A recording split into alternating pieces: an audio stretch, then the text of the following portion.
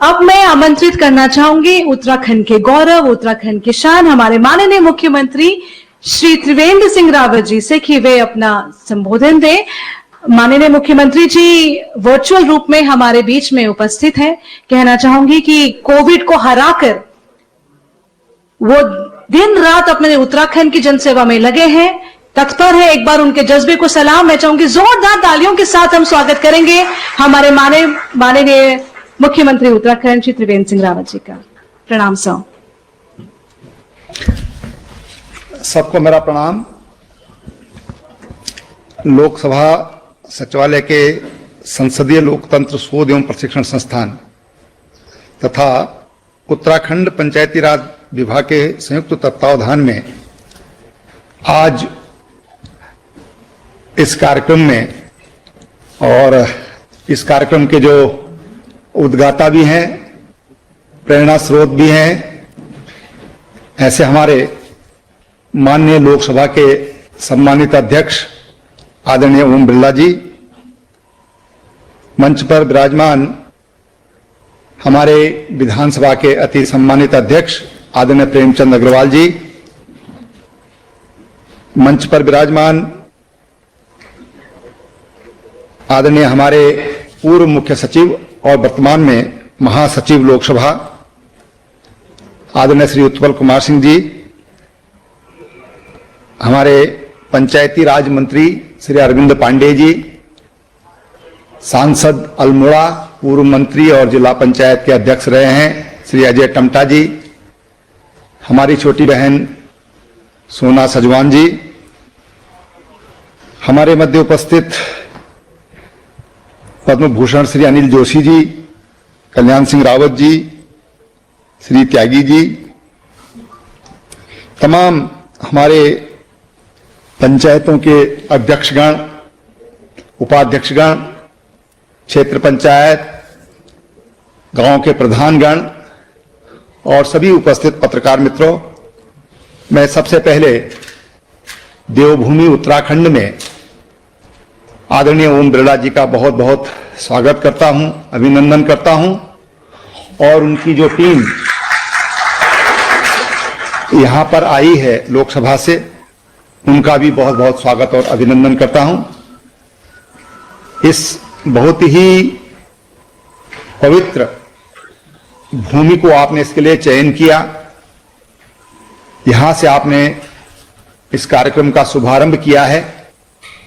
मैं बाबा केदारनाथ जी, तमाम उत्तराखंड के देवभूमि के हमारे आराध्यों की ओर से इसकी सफलता की कामना करता हूं, और निश्चित रूप से इससे हमारा जो लोकतंत्र है उसको बहुत मजबूती मिलेगी, और जो अधिकारों का विकेंद्रीकरण है उसको इससे बल मिलेगा। भारत दुनिया का आज मजबूत लोकतंत्र के रूप में खड़ा है, और ये मजबूती हमारी पंचायतों से होगी, और उन पंचायतों से लेकर के और संसद तक आपने आज इस अभियान को जोड़ने का काम किया। मैं समझता हूं कि इससे हमको सीखने को भी मिलेगा, और निश्चित रूप से इससे हमारे जितने भी जनप्रतिनिधि हैं इनका मनोबल और आत्मबल भी बढ़ेगा, उनको एक एक्सपोजर भी मिलेगा। आज जब हम विकास की बात करते हैं तो गांवों के बगैर शहरों का विकास नहीं हो सकता, ये पारस्परिकता है।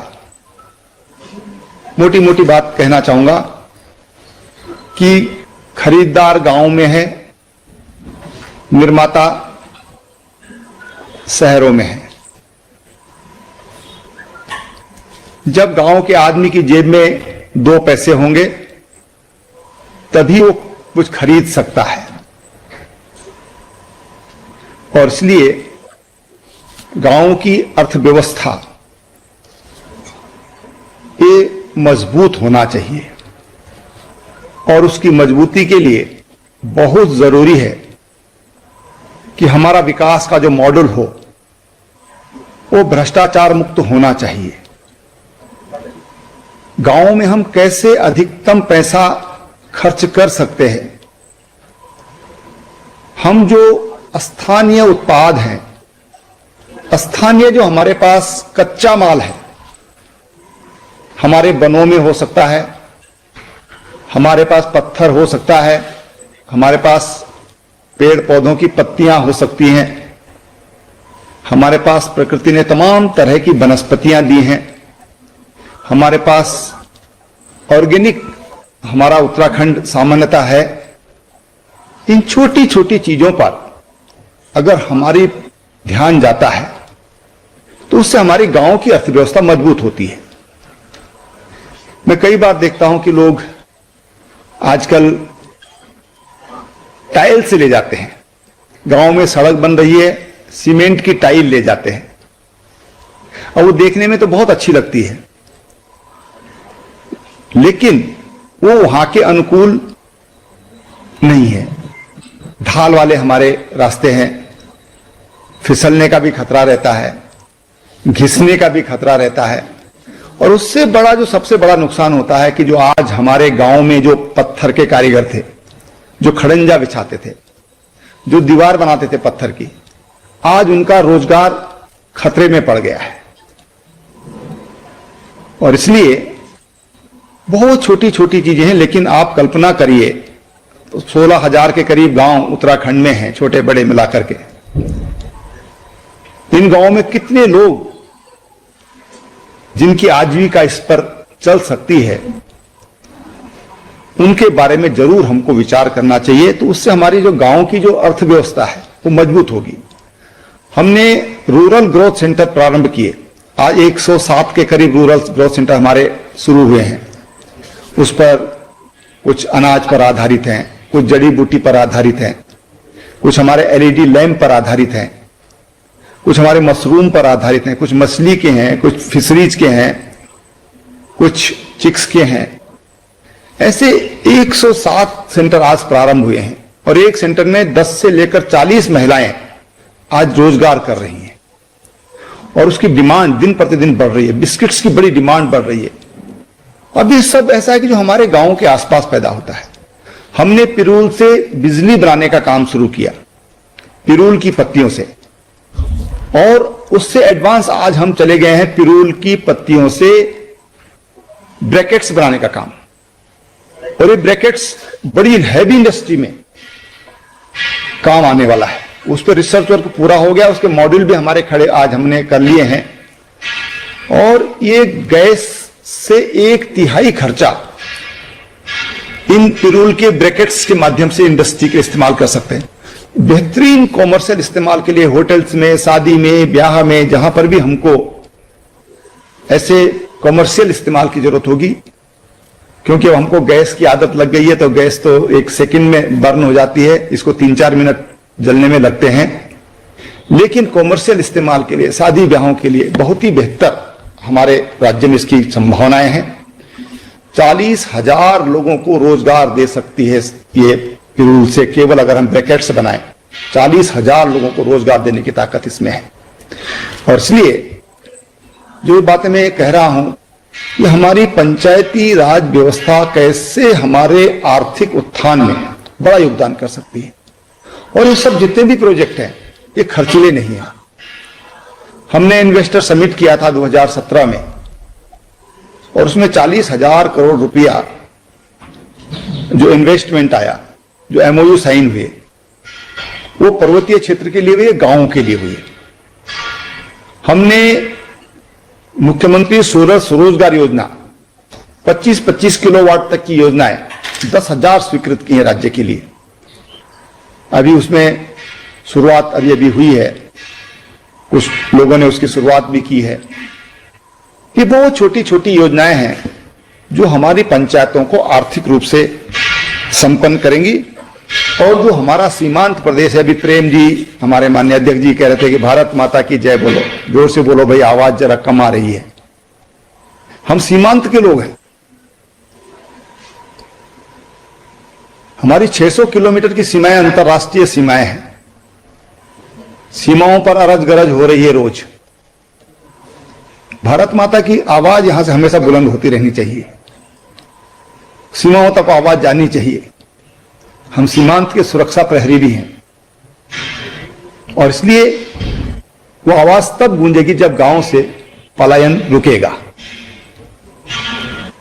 हमने अपने जो सीमांत क्षेत्र है, मुख्यमंत्री सीमांत क्षेत्र विकास निधि योजना शुरू की है कि हमारे उन गांव में लोग कैसे बसें, वहां रहें, वहां पर्यटक जाएं, वहां आवाजाही रहे।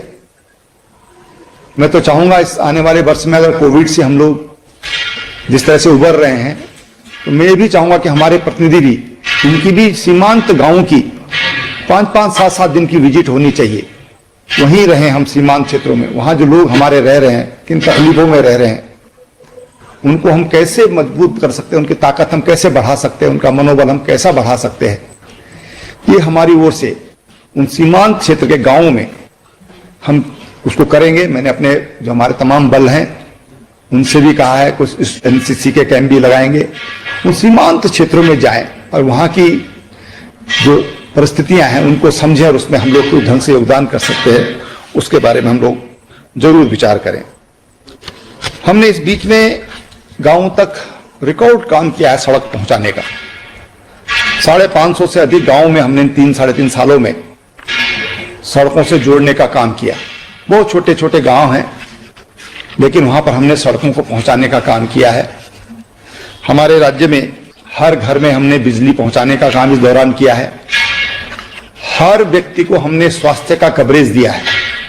उत्तराखंड देश का एक पहला राज्य है जहां पर हमने 5 लाख रुपए तक का स्वास्थ्य सुरक्षा कवच अपने हर परिवार को दिया है सालाना। और पहले इसमें हमारे राज्य के ही 173 के करीब अस्पताल रजिस्टर थे।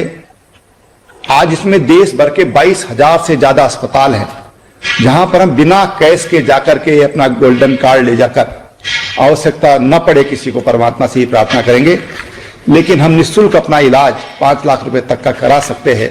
आज उत्तराखंड देश का पहला राज्य बना है।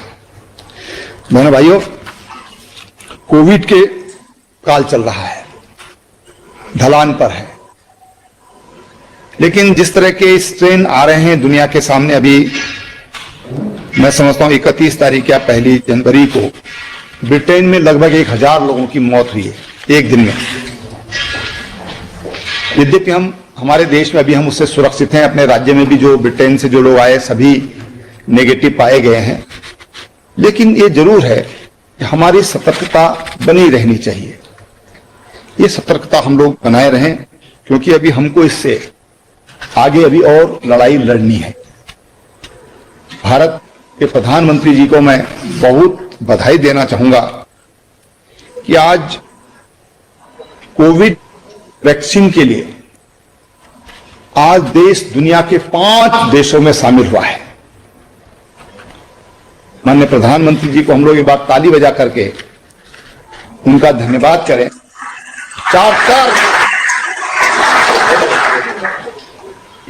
4 कंपनियां आज भारत में वो वैक्सीन तैयार कर रही हैं।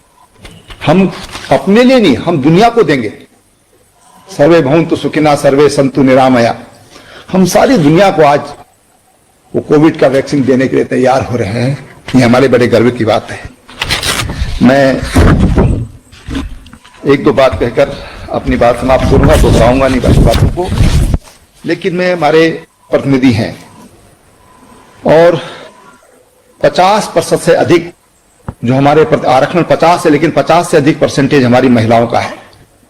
मैं आदरणीय बिरला जी आपसे बताना चाहूंगा कि मेरे यहाँ 13 जिला पंचायतें हैं, जिनमें से 10 हमारी बेटियां हैं, हमारी जो जिला पंचायतों के अध्यक्ष हैं। ये हमारा परम सौभाग्य है कि सामान्य सीट से भी हमारी जो बेटियां हैं, हमारी बहनें हैं, आज वो विजयी होकर आई हैं। हमने स्वास्थ्य सुरक्षा कवच दे दिया। माननीय प्रधानमंत्री जी ने हर घर नल, और मैं आपको बता दूं कि मेरे राज्य में वो 14 लाख ग्रामीण घरों को पानी का कनेक्शन देना था, है हमारे यहाँ, जिनमें से मेरे राज्य में अभी 1 साल पहले लगभग 2 लाख लोगों के पास कनेक्शन थे। इस बीच हमने 5 लाख से अधिक, मुझे लगता है कि 5.5 लाख तक भी हो सकता है, इस समय हम पहुंच गए होंगे, हम डेली उसका हिसाब लेते हैं, 5.5 लाख के करीब लगभग कनेक्शन हमने अब तक दे दिए हैं।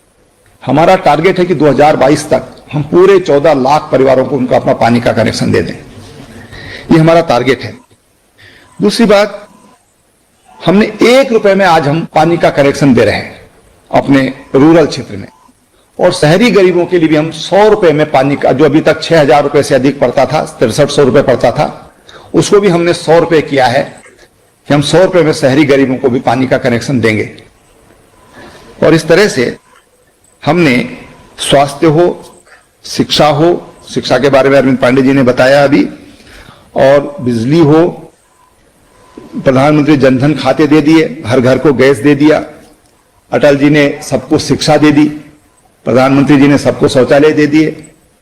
अब हमारा टारगेट है, मैं अपने पत्नी से विशेष बात कहना चाहता हूं, जितने हमारे प्रधानगण, मेरी जो मुझे बताया गया कि 42,000 लोग आज जुड़े हुए हैं, मैं आपसे आह्वान कर रहा हूं आप सबसे आज, और मेरा आह्वान यह है कि लकड़ी की गठरी, लकड़ी जो हम जंगलों से काट कर लाते थे, माननीय प्रधानमंत्री जी ने हर घर गैस देकर के उस पर काफी हद तक, मैं कहता हूं 90% उस पर आज नियंत्रण पा लिया है। आज हमारे सामने जो आने वाले 5 वर्षों का मेरा टारगेट है, और मैं आप सबका सहयोग उसमें चाहता हूं कि हमारी मां बहनें जंगलों में घास लेने आज भी जाती है जानवरों के लिए, भालू का शिकार होती है, हर वर्ष गिरकर मर जाती है चट्टान से, कमर टूट जाती है पेड़ से गिर करके, सारी जिंदगी भर उनकी रीढ़ की हड्डी टेढ़ी हो जाती है, पैर टूट जाते हैं। हमारे बहनें नदी क्रॉस करती हैं घास के लिए, नदी में बह जाती हैं। हमारा टारगेट, मैंने अपने अधिकारियों से कह दिया है कि 5 साल का टारगेट बनाइए। हमने किसी मां बहन को जंगल में जंगली जानवरों का शिकार होने से बचाना है, पेड़ से गिरने से बचाना है, चट्टान से गिरने से बचाना है, नदी में बहने से बचाना है। यानी कि घास की गठरी को सिर से हमने आने वाले 5 सालों में अपनी बहनों को से मुक्त करना है, और इसमें मुझे आपका सहयोग चाहिए, मुझे मेरी बहनों का मुझे आशीर्वाद चाहिए, और आपका सुझाव चाहिए सबसे बड़ी चीज, क्योंकि आप, हम सब लोग, मैं जानता हूं मेरे पत्नी ऐसे जिन्होंने स्वयं आज भी अपने जंगल से घास लाती है अपने पशुओं के लिए, मैं आज भी लाती हैं, मैं जानता हूं बहुत अच्छी तरह, और इसलिए इसको हम कैसे दूर कर सकते हैं, इसके लिए आपके सुझाव चाहिए। मैं अंत में माननीय बिरला जी, आपका एक बार मैं क्षमा चाहूंगा कि मेरी इच्छा थी कि मैं प्रत्यक्ष रूप से रहूं, लेकिन मैं नहीं रह पाया। आपको मेरी एक पर्सनल बधाई कि बेटी हमारी पब्लिक सर्विस कमीशन में उसने 6ठा स्थान देश में प्राप्त किया है। बेटी को भी हम सबकी ओर बहुत बधाई है और बहुत बहुत धन्यवाद।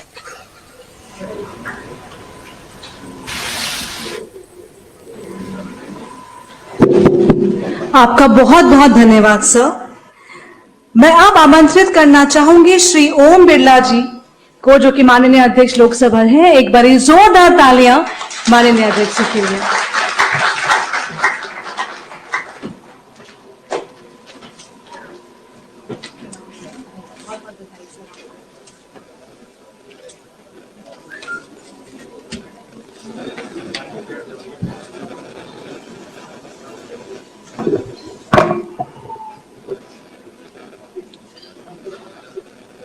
उत्तराखंड पंचायत राज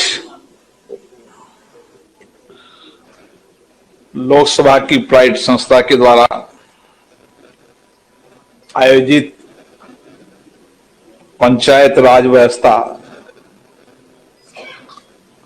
विकेंद्रीकरण लोकतंत्र का सशक्तिकरण कार्यक्रम में राज्य के मुख्यमंत्री श्री त्रिवेंद्र सिंह रावत जी, हमारे लोकसभा के राज्य विधानसभा के अध्यक्ष माननीय प्रेमचंद जी अग्रवाल साहब, पंचायत राज, शिक्षा, खेलकूद मंत्रालय के मंत्री श्री अरविंद पांडे जी, पूर्व मंत्री हमारे लोकसभा में माननीय सदस्य श्री अजय टम्टा जी,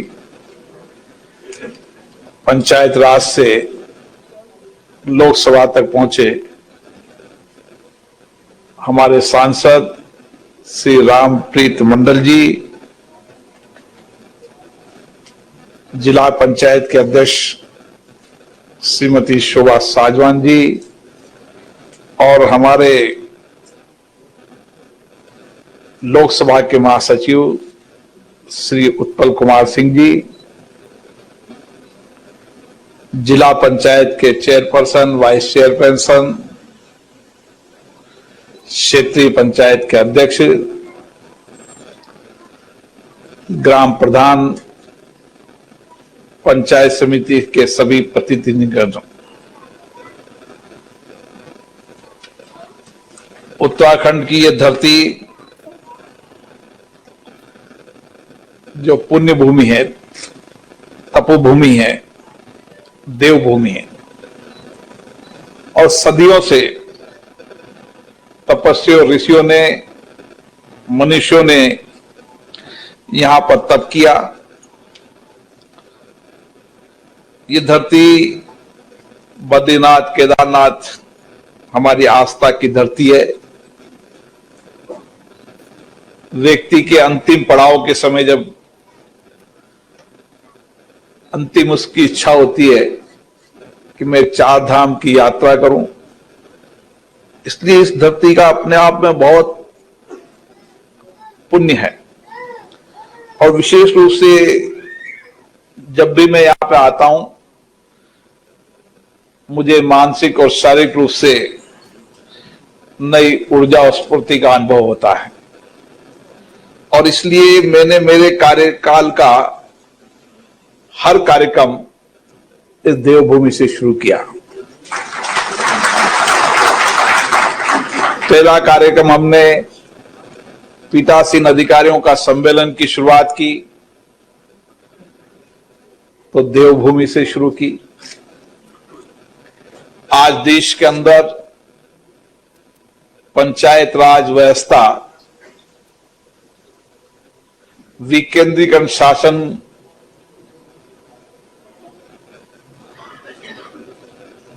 के माध्यम से किस तरीके से हम लोकतंत्र को मजबूत बना सकते हैं।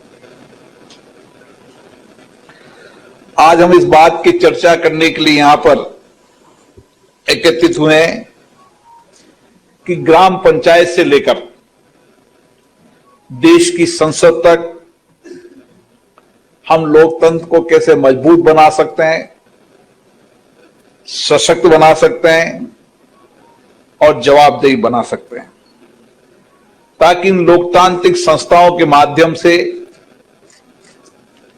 हम देश की जनता की आशाओं, आकांक्षाओं और अपेक्षाओं को पूरा कर सके।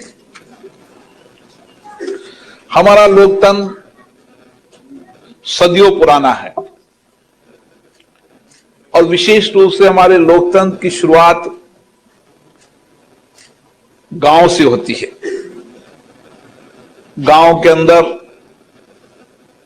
ग्राम समिति के माध्यम से, ग्राम सभा के माध्यम से हमारी लोकतांत्रिक परंपराएं रही है। गांव में पंचायत बैठती थी, पंचायत बैठ के जो निर्णय करते थे, फैसले करते थे, उसको सब गांव के लोग मानते थे। और इसीलिए कहते हैं कि भारत का लोकतंत्र वैदिक काल में सबसे पुराना लोकतंत्र है और सारे विश्व को लोकतंत्र की दिशा देने का काम किया है तो भारत ने किया है। और इसीलिए हमारी लोकतंत्र की अवधारणा मजबूत भी है, सशक्त भी है। कई उदाहरण के रूप में भी हम कह सकते हैं कि वैदिक काल के हमारे आज भी कई पुरातत्व हमारी परंपरा संपदा है, जहां पर 10वीं शताब्दी के लोकतांत्रिक ग्राम पंचायत के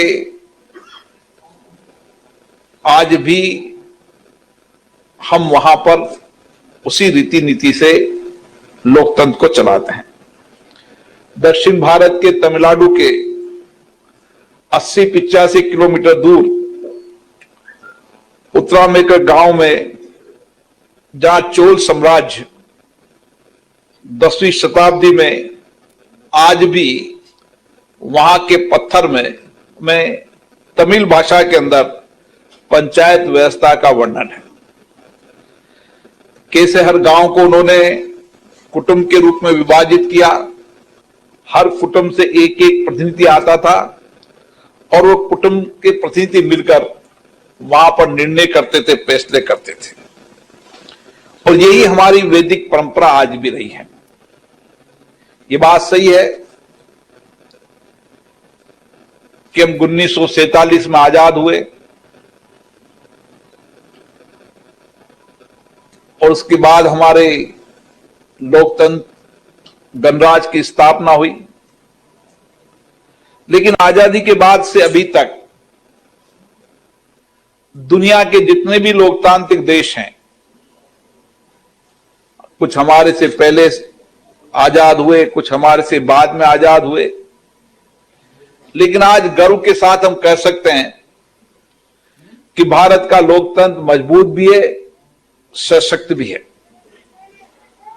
और इसको लगातार हमने और सशक्त मजबूत करने का प्रयास किया है। इसमें विशेष रूप से हमारे संविधान निर्माताओं उन मनुष्यों की बहुत बड़ी भूमिका है जिन्होंने दुनिया का सबसे बड़ा संविधान बनाया, और ये संविधान हमारा मार्गदर्शन के रूप में आज भी हमें मार्गदर्शित करता है। और इसी संविधान में जो मूल भावना थी, वो मूल भावना लोकतांत्रिक गणराज्य की थी। जनता को मध्य में रखकर हमारी शासन व्यवस्था रहे, ये इस संविधान की मूल अवधारणा थी। और आज हमने इस मूल अवधारणा को बढ़ाया है कि किस तरीके से 17 लोकसभा के चुनाव और 300 से ज्यादा विधानसभा के चुनाव हम आजादी के बाद हुए। लोकतंत्र के प्रति लोगों का विश्वास बढ़ा, भरोसा बढ़ा। 17 आम चुनाव के अंदर लगातार लोगों का मतदान प्रतिशत बढ़ा। इससे लोकतंत्र के प्रति और विश्वास, भरोसा बढ़ा। और 17 आम चुनाव के अंदर 300 से ज्यादा विधानसभा चुनाव में जिस सहज रूप से सत्ता का हस्तांतरण हुआ, यह हमारे लोकतंत्र की विशेष रूप से विशेषता है। और इसीलिए हमने कोशिश की, प्रयास किया कि हमारा लोकतंत्र पंचायत से लेकर संसद तक मजबूत हो। और इसके लिए पंचायत राज व्यवस्था के अंदर भी संवैधानिक प्रावधानों को किया हमने, ताकि हर पंचायत राज व्यवस्था के अंदर चुनी सरकार को, गांव की चुनी सरकार को संवैधानिक अधिकार मिले। और 73वें संशोधन के माध्यम से हमने ग्राम पंचायतों को, पंचायत समितियों को, जिला पंचायतों को और सशक्त और अधिकार देने का काम किया। और एक त्रिस्तरीय व्यवस्था हमने की। और आज हम गर्व के साथ कह सकते हैं कि ग्राम पंचायत से लेकर संसद तक हमारा लोकतंत्र सशक्त, मजबूत होता चला आया है। उसमें विशेष रूप से उस गांव में रहने वाले, उस ग्राम पंचायत के व्यक्ति की विशेष रूप से भूमिका है।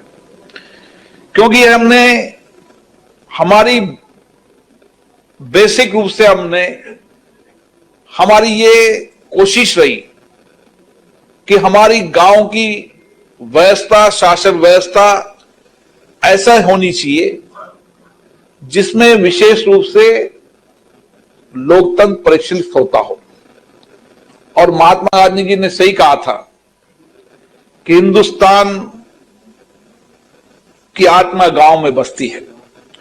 अगर गांव की शासन व्यवस्था मजबूत होगी तो निश्चित रूप से लोकतंत्र सशक्त होगा, मजबूत होगा।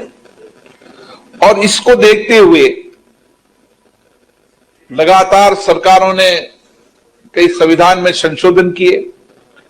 उत्तराखंड सरकार ने भी विशेष रूप से व्यापक प्रयास किए कि 50% से ज्यादा महिलाओं को आरक्षण देकर एक नया कीर्तिमान बनाया कि हम किस तरीके से महिलाओं को सशक्तिकरण करना चाहते हैं, किस तरीके से महिलाओं के अंदर लोकतंत्र के माध्यम से वो सरकार, गांव की सरकार को संचालित करे।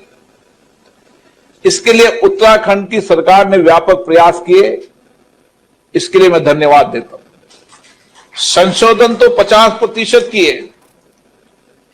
लेकिन जनप्रतिनिधि 50% से ज्यादा ग्राम प्रधान में, क्षेत्रीय पंचायत में, जिला पंचायत में, इससे लगता है कि यहां की महिलाओं में लोकतंत्र के प्रति सजगता है, जागरूकता है और देश और राष्ट्र की सेवा करने के लिए समर्पित भाव से काम कर रही है। उत्तराखंड राज्य एक ऐसा राज्य है जहां का जवान देश की सीमाओं पर रक्षा करता है। अभी माननीय मुख्यमंत्री जी बता रहे थे कि हम एक लंबी हमारी सीमावर्ती क्षेत्र है।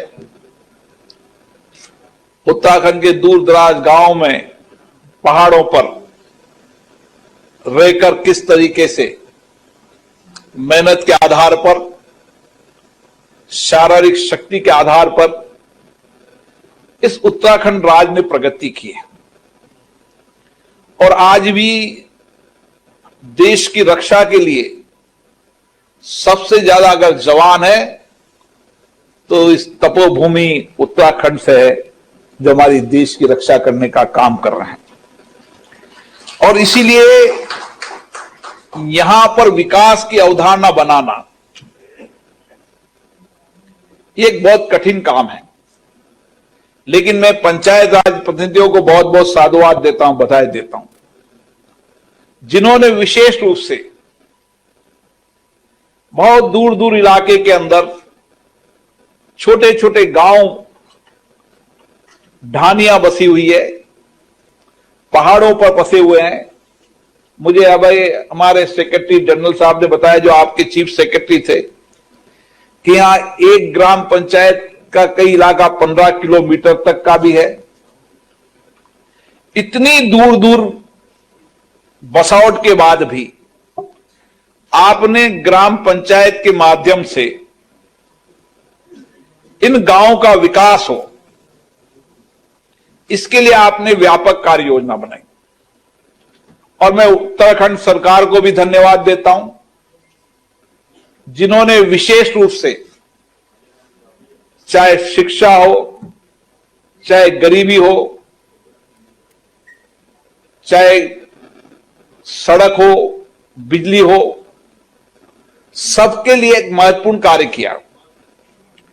और मैं विशेष रूप से देश के प्रधानमंत्री जी को साधुवाद देता हूं, बधाई देता हूं, जिन्होंने देश में प्रयास किया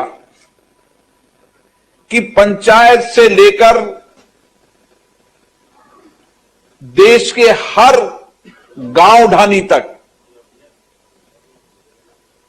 जो जरूरतें हैं, आवश्यकता है, जो गांव पिछड़े हैं, अभाव में हैं, जो जिले विकास की दृष्टि से पिछड़े हुए हैं, संपूर्ण सारे देश का विकास एक साथ हो। तो ऐसे राज्य जहां पर भौगोलिक स्थिति ऐसी है, जिनके लिए विकास की व्यापक कार्य योजना बनानी है, इसके लिए नीति आयोग को उन्होंने एक दिशा निर्देश दिया।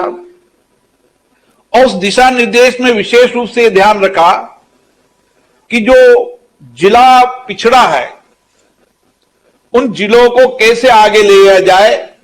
आकांक्षा जिलों के माध्यम से उसमें व्यापक कार्य योजना चलाई गई और उसी के साथ साथ हर व्यक्ति को डायरेक्ट पैसा हस्तांतरण हो, योजनाओं का डायरेक्ट लाभ मिले, इसके लिए भी व्यापक कार्य योजना बनाई। इसलिए तकनीकी का उपयोग करके जहां मानवीय काम कम हो, तकनीकी का ज्यादा उपयोग हो ताकि लाभार्थी को सीधा लाभ मिल सके, इसके लिए भी भारत सरकार ने विशेष रूप से प्रधानमंत्री जी ने काम किया। उसके लिए मैं उनको भी साधुवाद देता हूं, बधाई देता हूं। आज हम यहां पर इसलिए चर्चा के लिए इकट्ठे हुए हैं कि कैसे हमारी ग्राम पंचायत को ग्राम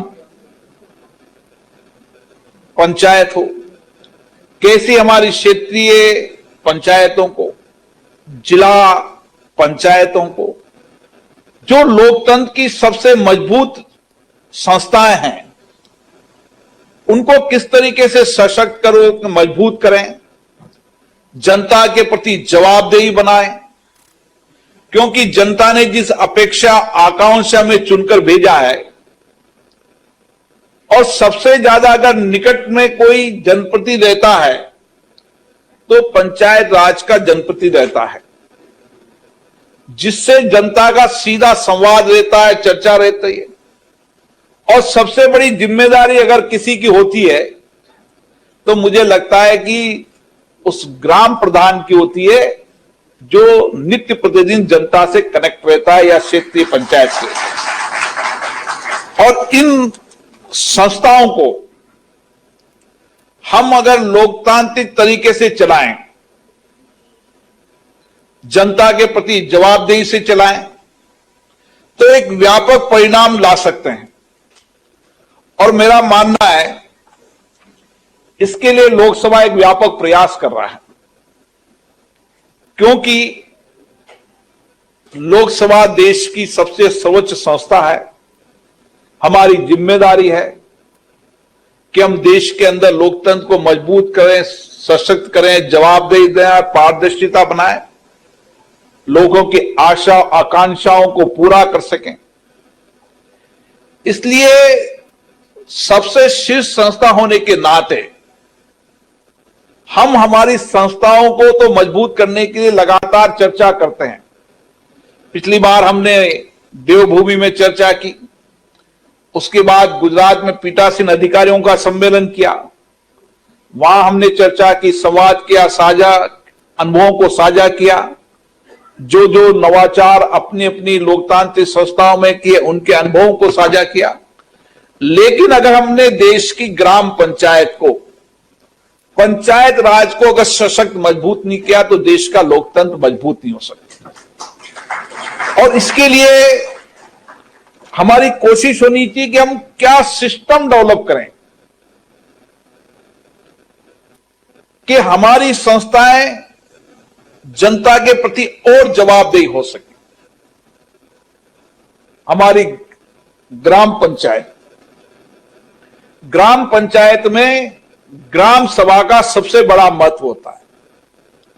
और यह महत्व अभी आजादी के बाद नहीं, मैंने कई उदाहरण दिए आपको कि ग्राम सभा हमारी सबसे वैदिक काल से सबसे लोकतंत्र की मजबूत सशक्त ताकत रही है।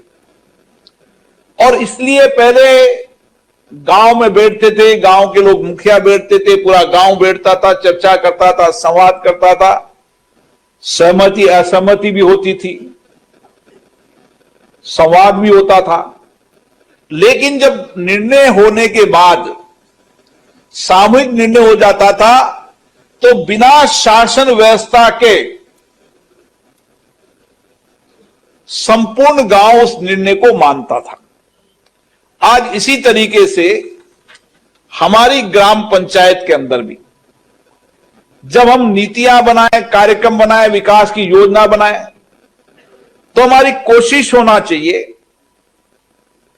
कि हम वर्ष में कम से कम 4 ग्राम सभाएं आयोजित करें, सभी गांव के लोगों को पर्याप्त समय दें, पर्याप्त सूचना दें, गांव के लोग इकट्ठे हों और जब गांव सभा के अंदर बैठकर हमें उसमें चर्चा करें कि कौन सा गांव पिछड़ा है, किस क्षेत्र में पिछड़ा है, और जब ग्राम सभा निर्णय करे जिसमें स्कूल का प्रधानाचार्य भी हो, आंगनबाड़ी की कार्यकर्ता भी हो, प्राथमिक स्वास्थ्य केंद्र के एनएम डॉक्टर या जो भी वहां पर वह भी हो, जो जो वहां पर कार्यपालिका के रूप में उस गांव में काम कर रही हैं, वह सब भी उस गांव के साथ बैठे, क्षेत्रीय पंचायत का अधिकारी भी हो,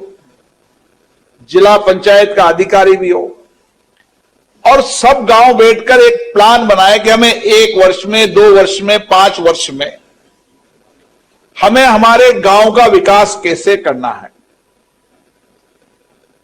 किस तरीके से हम गांव के विकास की योजना बनाकर हमारे गांव को आदर्श गांव बना सकते हैं। तो मुझे लगता है कि हम पैसों का विकेंद्रीकरण, पैसों का नियोजन, ये गांव की सरकार अगर ठीक से कर ले तो केंद्र और राज्य सरकार का इतना धन आता है, हम गांव को आदर्श गांव बनाकर एक विकसित गांव की कल्पना को पूरा कर सकते हैं।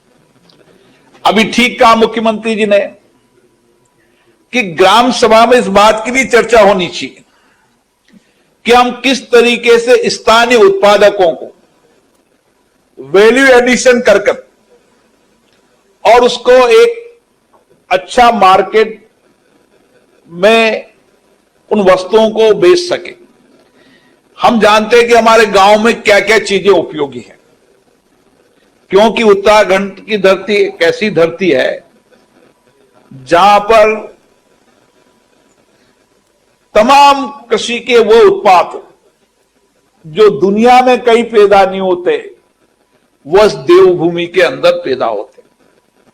यहां की महिलाएं हो, यहां का नौजवान हो, हर व्यक्ति यहां का इतना मेहनती है कि छोटी छोटी खेती के अंदर, पहाड़ियों के अंदर भी अपना कृषि उत्पादन कर 2 टाइम की रोटी का इंतजाम कर लेता है। लेकिन अब समय आ गया है कि हम इन कृषि उत्पादकों को देवभूमि पे उत्पादन, कृषि उत्पादन दुनिया के लिए मार्केट बने। मैं पिछली बार जब पीठासीन अधिकारियों के सम्मेलन में आया था तो एक प्रदर्शनी में मैंने देखा किस तरीके से यहां के गांव के उत्पादकों को बेहतरीन पैकेजिंग करके और एक्सपोर्ट करने का काम कर रहे हैं, ताकि हम गांव के अंदर ही रोजगारों का सृजन करने का काम करने लगे। क्योंकि धीरे धीरे गांव से शहर की ओर पलायन बढ़ रहा है, यह हमारे चिंता का विषय है। इसलिए प्रधानमंत्री जी ने कहा है कि आत्मनिर्भर भारत की ओर हमें बढ़ना पड़ेगा। हर गांव के अंदर हम रोजगार के अवसर पैदा करें, सृजन करें।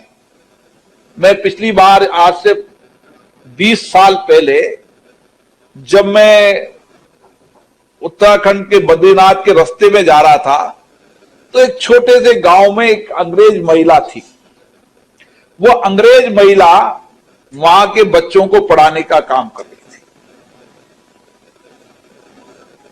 मुझे लगा कि दुनिया भर के लोग जब देवभूमि के आकर यहां की प्राकृतिक सौंदर्यीकरण को देखेंगे, शायद दुनिया के अंदर ऐसा स्थान कहीं नहीं हो सकता। तो हम रूरल टूरिज्म को, मैं भी मालदीव गया तो मालदीव में कुछ नहीं है। मालदीव समुद्र है, समुद्र के अंदर टूरिज्म है। उस मालदीव के अंदर छोटे छोटे टापुओं के अंदर लोगों ने छोटे छोटे मकान बना रखे हैं और बाहर दुनिया भर के लोग वहां पर आते हैं। कोई 1 महीना, कोई 2 महीना, कोई 3 महीने, 6 महीने वहां रहते हैं। तो एक रूरल ग्रामीण टूरिज्म, ग्रामीण पर्यटन को भी हम अगर डेवलप करने का काम करें तो शायद इस देश और दुनिया में उत्तराखंड से बड़ी धरती कोई नहीं हो सकती। यह हमारी कार्य योजना का ग्राम पंचायत में चर्चा का हिस्सा होना चाहिए। इसी तरीके से संपूर्ण योजनाएं जनमत के आधार पर बने। मैं देखता हूं कि ग्राम सभा होती है तो ग्राम सभा में लोगों की रुचि नहीं होती, लेकिन जब लोगों को लगने लगे कि ग्राम सभा में हमारे कहने से फैसले होंगे, निर्णय होंगे, तो लोग ग्राम सभा में आने लगे। तो ग्राम सभा सबसे बड़ी सभा है और लोकतंत्र को सबसे मजबूत करना है तो ग्राम सभाएं हमें आयोजित करती रहनी पड़ेगी और जनता का जनादेश लेकर अपनी योजनाओं को ठीक से बनाने का काम हमें करते रहना पड़ेगा। इसी तरीके से क्षेत्रीय पंचायत और जिला पंचायत, क्षेत्रीय पंचायत और जिला पंचायत में भी कई बार गया हूं उसमें, लेकिन उसमें जो सदन है वो सदन ठीक से संचालित हो, क्योंकि वह चुनावा सदन है। आप लोग चुनकर भेजते हैं क्षेत्रीय पंचायत के सदस्य के रूप में, जिला पंचायत के सदस्य के रूप में। उसमें जो चुनकर लोग आते हैं वह अपनी जनता की अपेक्षा आकांक्षाओं को क्षेत्रीय पंचायत और जिला पंचायत में रखें। उसको भी हम एक सिस्टम डेवलप करने का काम करें कि पहले 1 घंटे हम उसके अंदर प्रश्न अवर रखें कि क्षेत्रीय पंचायत के जो सदस्य हैं अपने अपने डिपार्टमेंट के प्रश्न भेजें, उसमें से जितना समय उसके हिसाब से वहां पर लॉटरी निकले और लॉटरी निकालने के बाद जिसका प्रश्न है उसका जवाबदेही के रूप में कार्यपालिका उसकी जवाब दे कि उस समस्या का क्या समाधान निकला।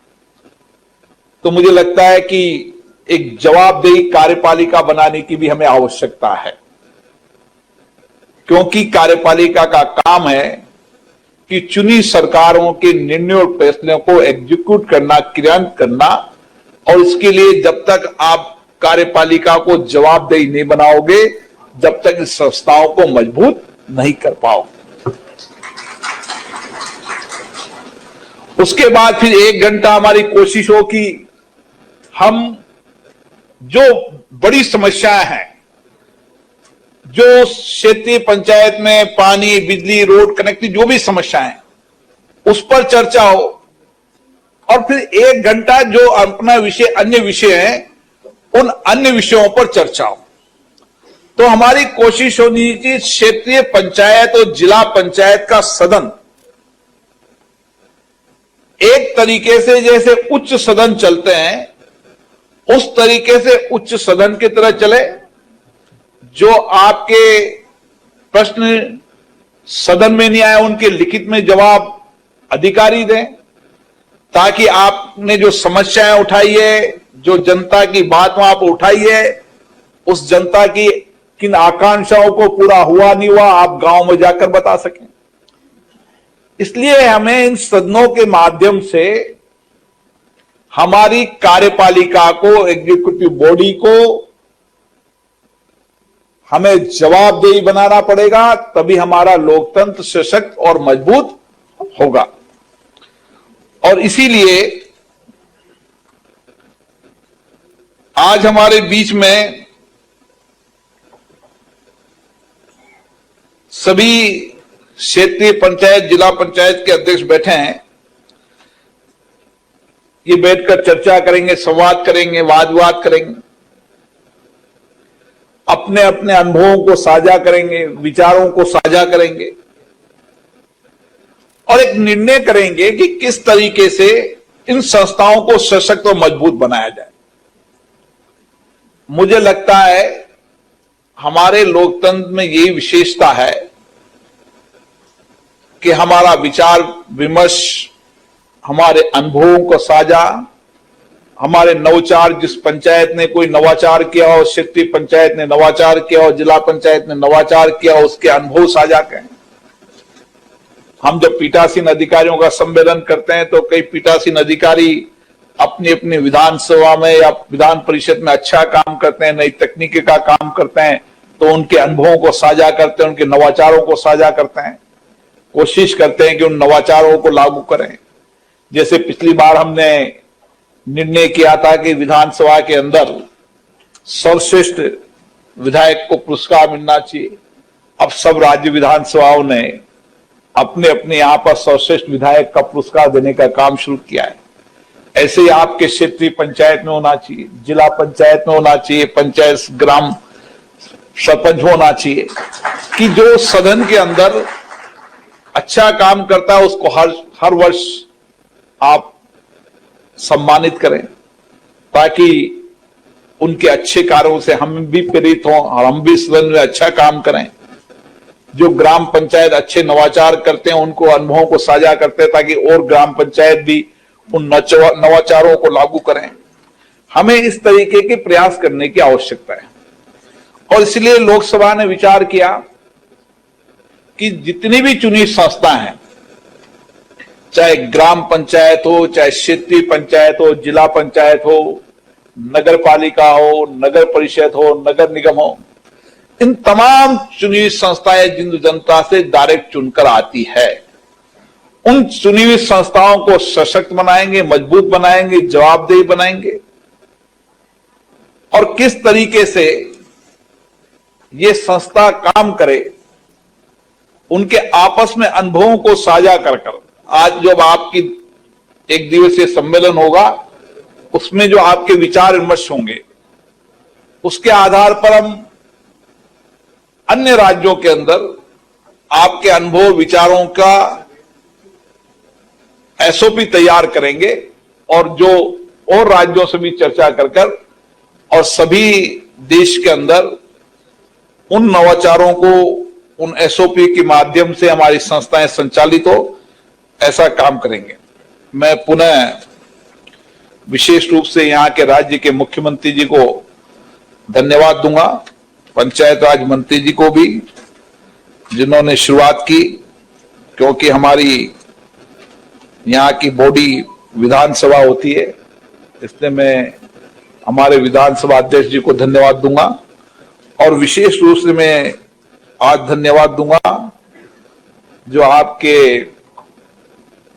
यहाँ पर चीफ सेक्रेटरी रहे, हमारे लोकसभा के अभी महासचिव है, उन्होंने बहुत इस कार्यक्रम के प्रति रुचि दिखाई। उन्होंने कहा कि ये कार्यक्रम देवभूमि से शुरू होना चाहिए और लगातार 1 महीने उन्होंने इस सारे कार्यक्रमों का रिसर्च किया है। आज जो आपके अनुभव विचार साझा होंगे, हमारे कई श्रीमती सरोज पांडे जो हमारी सांसद हैं वो भी यहाँ पर आई हुई हैं, वो भी जिला पंचायत की अध्यक्ष रही है, वहां की नगर निगम कॉरपोरेशन की चेयरमैन रही है, अजय जी भी जिला पंचायत के अध्यक्ष हैं, रामप्रीत मंडल जी भी हमारे अध्यक्ष रहे, इन्होंने भी ग्राम पंचायत से लेकर सदन की तक की कार्रवाइयों को देखा है। ये अनुभव अपना ठीक से साझा करेंगे कि ग्राम पंचायत और संसद की कार्रवाई को हम किस तरीके से संचालित करें और किस तरीके से बनाएं। हम सबका एक ही मकसद है, हम चुने लोग जिन्होंने जनता को हम को चुन